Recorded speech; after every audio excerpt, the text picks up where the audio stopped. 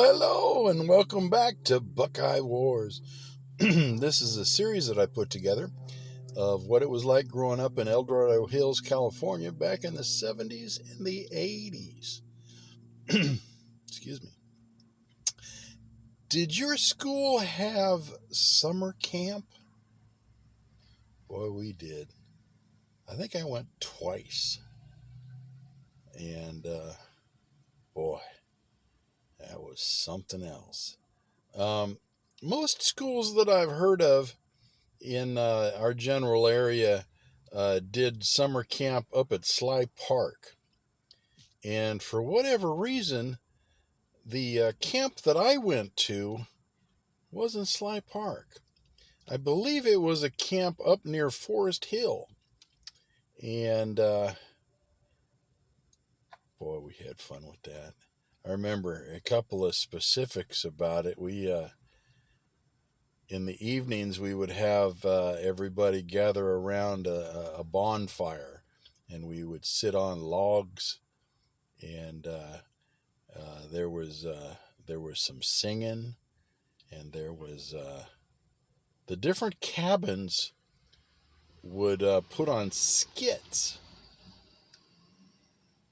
and I remember some of those skits were really, really funny, and I don't remember whether there was like a competition to see who had the best skit or not, but there probably was.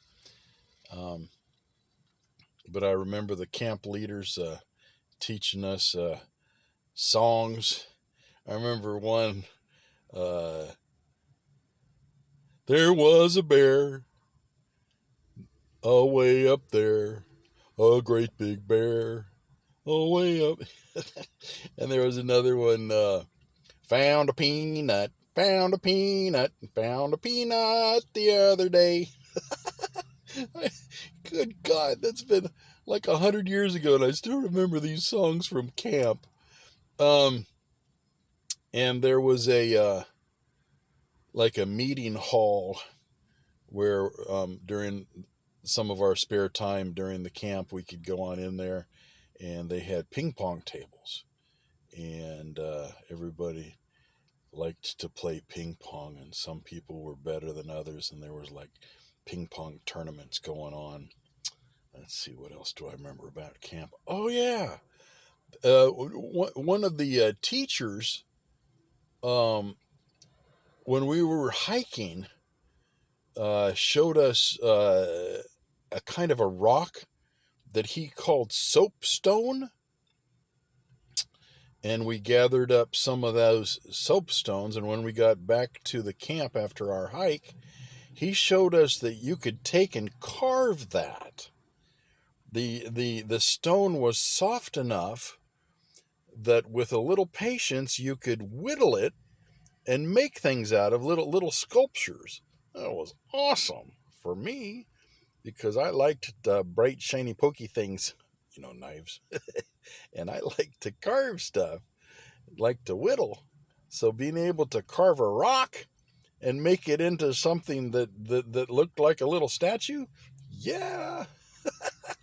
I also remember having to hike, probably not very far, but we had a decent walk to get to the chow hall. And then when you got to the chow hall, as kids, you're used to mom's food.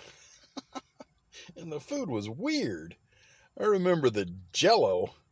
Huh, the Jello had like shredded carrots in it, and I mean, who the hell puts carrots in Jello?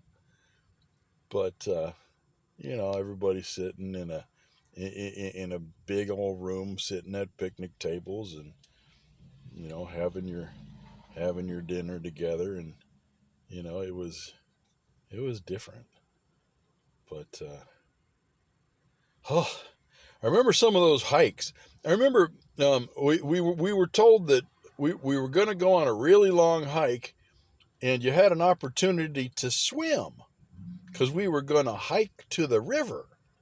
And when you got to the river, there was a nice little swimming hole, and you could swim. and we would stay there for a little while, and then we'll hike back. Long hike down to the river, and we get to the river, and we were exhausted and sweaty because it was hot, and we were all ready to go swimming, and we had our suits on, but clothes over it, and we stripped down to our suits, and I don't think out of all of us any more than maybe 5 people actually swam, because that water was like liquid ice cubes. It was the coldest water I had ever felt in my entire life. And we had one kid who was on the swim team. And if I remember right, he lived up the hill a little bit. So he was a little bit more rugged, kind of a country kid. But he was on the swim team, and he was a damn good swimmer. And he went right in, swam around like a cork. And but I couldn't do it. It was way too cold for me. And it sucked too, because I was hot and I wanted to swim. But that water was just way too cold. But yeah, good times. Summer camp in, I think it was 7th grade and 8th grade. We did summer camp. The good old days.